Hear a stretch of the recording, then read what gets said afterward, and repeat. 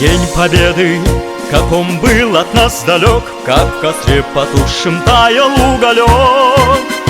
Были версты обгорелые в пыли, этот день мы приближали как могли. Этот день Победы порохом пропах.